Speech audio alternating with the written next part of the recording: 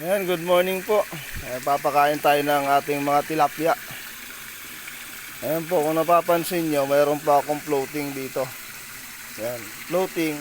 Tapos ito po, fry mash po yan para sa mga similya natin. Papakainin na natin ngayon. Ayan sila.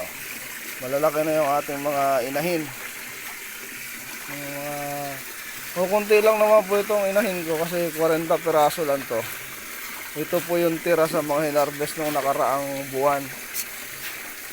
Pang similya ko lang po talaga yan. Ngayon, meron na po silang similya. At nandito po yung similya nila.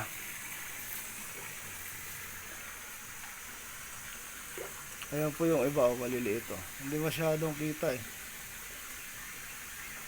Nandyan sila. Ayan po, dami oh. Yan. Ngayon, ito po ang papakain natin. Fry mash. Fry mash po ang pinapakain ko sa ating mga similya. Kailangan po, isang magandang umaga po sa ating lahat. And God bless po. Ayan.